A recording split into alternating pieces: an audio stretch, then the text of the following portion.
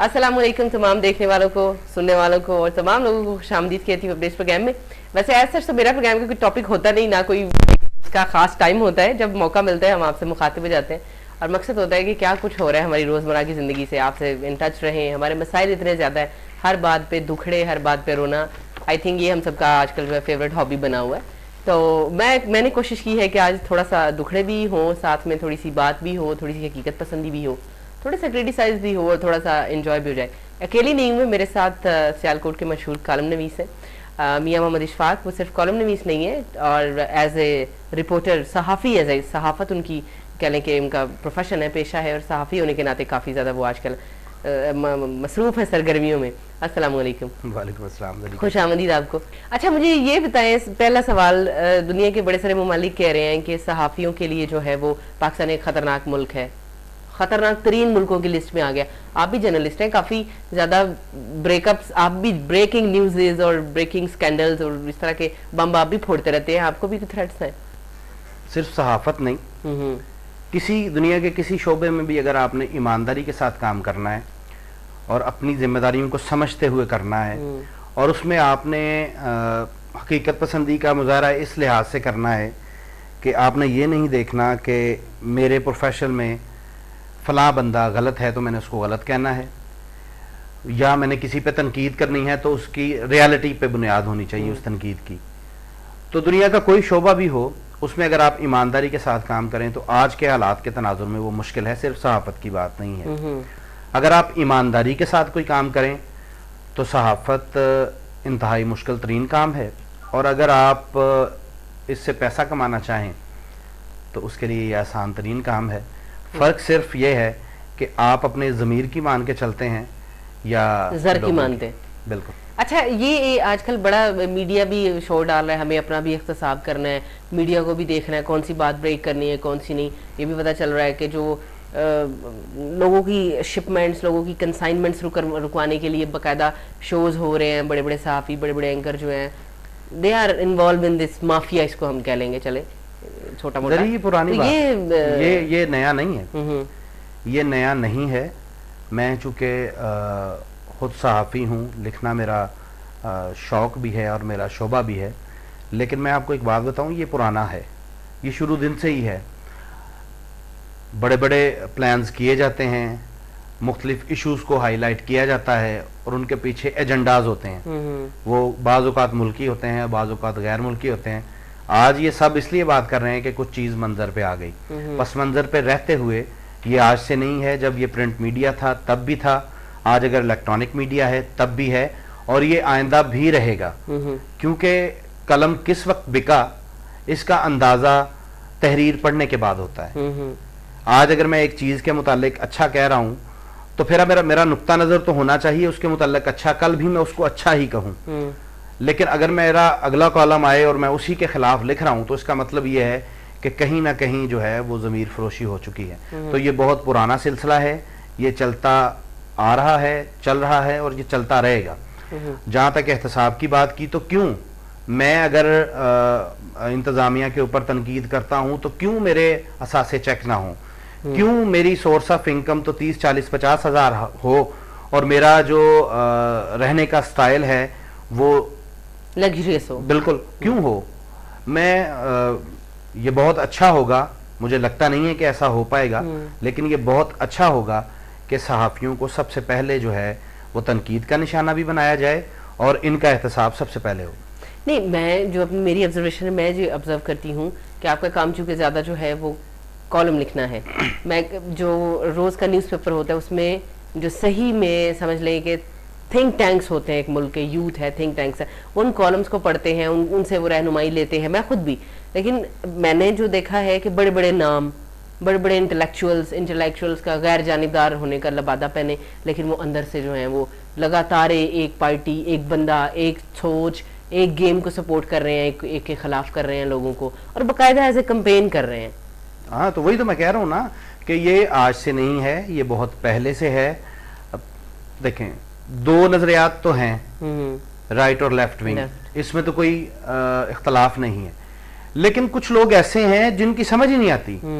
वो कभी किसी की तरफ होते हैं, कभी किसी की तरफ होते हैं, नजरियात को ऐसे बदलते हैं जैसे बंदा रोज अपनी टाई या कपड़े बदलता है। मैं सिर्फ गुजारिश ये करूं, आप इससे बखूबी आगाह हैं, एक बहुत बड़े कॉलम नवीस जिनसे आपकी बात भी हुई, बिल्कुल, उसके बाद फिर मेरा इन लोगों से जो है इत्मीनान जाता है, मेरा जाता है। जबकि मैं आपको उससे पहले कह रहा था, मैंने आपको पहले बताया था कि फलां कॉलमिस्ट जो है फलां पार्टी की फेवर में लिखता है और वो कौन फ्री में करता है? कुछ भी नहीं करता, ऐसा नहीं होता।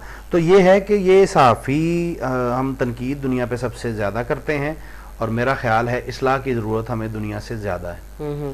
अच्छा, आप जो है इंतजामिया इसमें क्या वाकई ये जो आजकल हर जगह कहा जा रहा है, तो अदालत के ऐवानों में ये बात गूंज रही है कि रियासत का जो एक 4 पिलर्स हैं उनमें से मीडिया बड़ा अहम सतून है, बिल्कुल, और मीडिया के कहने पे लोगों को अवेयरनेस भी मिल रही है और ये सच भी है। आपको क्या लगता है जो हर वो खबर, हर वो रिपोर्ट जो आप ब्रेक करते हैं उसके ऊपर एक्शन होता है, या फिर इंतजामिया अभी भी जो है वो नहीं कन्नी खिसका जाती है? मैं आपको एक बात बताऊं, आप किसी छोटे से छोटे अखबार के किसी कोने में एक खबर लग जाए, उस खबर की अहमियत होती है। सपोज अगर किसी का कोई करप्शन स्कैंडल छप गया किसी छोटे अखबार में, वो यकीनी तौर पे वो जो इदारे जिनका काम है इन्वेस्टिगेट करना, उन तक वो इंफॉर्मेशन पहुंच जाती है। अब आगे बात जहां तक आपने बात की एक्शन की, तो चूंकि जो करप्शन स्कैंडल हैं, जो मुख्तलिफ इश्यूज हैं, उन इश्यूज पे तो इंतजामिया ने कोई कार्रवाई करवानी या ना करवानी है। इसकी मिसाल मैं आपको देता हूँ। 2 माह कबल जो है वज़ीर आला पंजाब यहाँ पे लैपटॉप तकसीम के लिए जब सियालकोट में आए, तो सियालकोट चैम्बर ऑफ कॉमर्स में मैंने उनको करप्शन के कागजात दिए। वो 1 अरब के करीब करप्शन के कागजात थे और वज़ीर आला पंजाब ने, बल्कि कुछ सियासी लोगों ने चाहा कि उसको मतलब जो है चैम्बर की कमेटी तक आपकी रसाई ना हो। नहीं, रसाई तो जाहिर है, मैं मीडिया मैन था, मैंने तो वहां पे होनी था, रसाई तो मेरी रोकना मुमकिन नहीं था, बल्कि मुझे कहा गया कि अगर आपने वज़ीर आला से कोई बात करनी है, मैंने बात करना चाहिए, तो मुझे वज़ीर आला ने कहा कि मैं आपको बाद में मौका देता हूँ। तो मुझे मतलब बहुत से लोगों ने कहा जी आप बाहर चले जाएं, जो बात करनी है बाहर कर दें। कि बहरहाल मेहरबानी सीएम पंजाब की कि उसने मुझे मौका दिया बात करने का, मैंने अपने डॉक्यूमेंट्स दिए। लेकिन बदकिस्मती ये है कि आज वो डीसीओ सियालकोट के पास कागजात मौजूद हैं और ये इस हुक्मनामे के साथ मौजूद हैं कि इसको दाखिल दफ्तर कर दिया जाए। ये मेरी इतलात के मुताबिक हैं।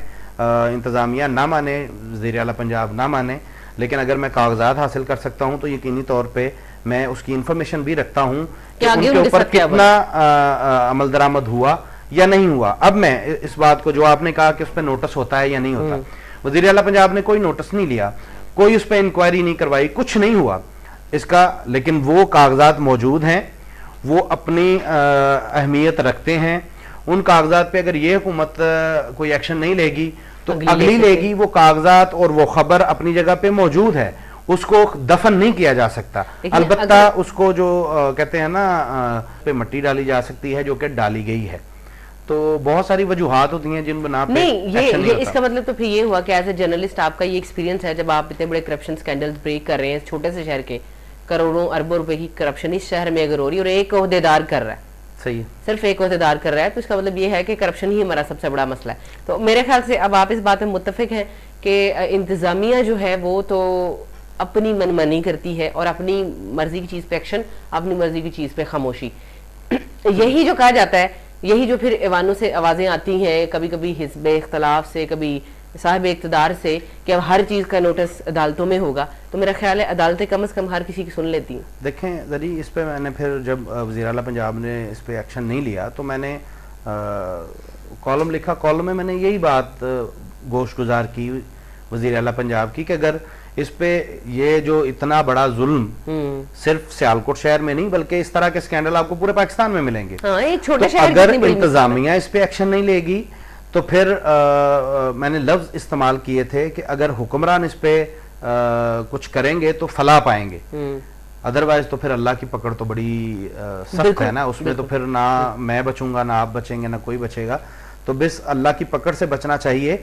हमारा अलमिया ये है कि हम सरकारी खजाने को इस तरह से लूटते हैं कि जैसे वो माले गनीमत है, जैसे हमने कोई मुल्क फतह किया है और उस मुल्क को फतह करने के बाद वहां से हासिल होने वाली हर चीज के ऊपर हमारा हक है। अभी रिसेंटली जो मोबाइल टावर का जो स्कैंडल सामने आया वो कोई छोटा स्कैंडल है।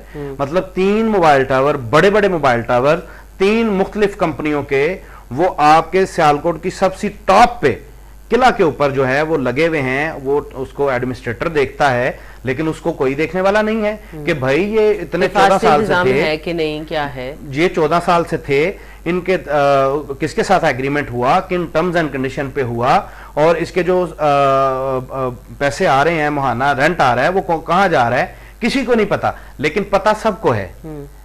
बज़ाहिर किसी को नहीं पता, लेकिन पता सबको है, क्योंकि उसके बाकायदा से, सिर्फ उसके नहीं, टीएमए सियालकोट में होने वाली सारी करप्शन के जो है वो बाकायदा हिस्से होते हैं और तमाम को जाते हैं। और इसका अगर डीसीओ सियालकोट कहे मुझे इल्म नहीं है, इसका अगर कोई सियासतदान कहे मुझे इल्म नहीं है, तो फिर इस पे इजहार अफसोस ही किया जा सकता है। हर किसी का हिस्सा पहुंचता है। जी बिल्कुल पहुंचता है। और ऑफ द रिकॉर्ड में आपको बहुत से हमारे जिम्मेदार लोगों ने मुझे ये बात बताई है कि किसको कितना जाता है, किसको कितना जाता है। सिर्फ 1 अरब से ज्यादा की जो है वो हुई है टफ टाइल की खरीदारी, जो तरक्याती प्रोजेक्ट हुए हैं, और इनमें मुबैना तौर पर 5%, 3% और इस तरह से करके 24 से 25% कमीशन किले पे रह गई है। और इसी तरह से फिर जो ठेकेदार हैं उनकी हालत क्या होगी, उनकी हालत भी यही होगी। चंद साल कबल गोंदल रोड बना, उसमें 2-2.5 करोड़ रुपए की करप्शन हुई, वो साबित हो चुकी है, लेकिन उस पर कोई इन्वेस्टिगेशन नहीं, उस पर कोई एक्शन नहीं हुआ। मुतलका ठेकेदार को, मुतलका जो कंपनी थी उसको कोई जुर्माना नहीं दिया गया। और बिलाखिर क्या किया गया, किया ये गया कि जिसने एप्लीकेशन दी उसको राजी करके, वो अल्लाह बेहतर जानता है किन टर्म्स पे वो राजी हुआ, उसको राजी करके फाइल को दाखिल दफ्तर कर दिया गया। उसके डॉक्यूमेंट्स मेरे पास मौजूद हैं। तो मैं ये समझता हूं कि सहाफ़ी अपनी जिम्मेदारी किसी हद तक पूरी करते हैं। खबर की सूरत में सहाफ़ी यही कर सकता है, इस पे एक्शन लेना इंतजामिया का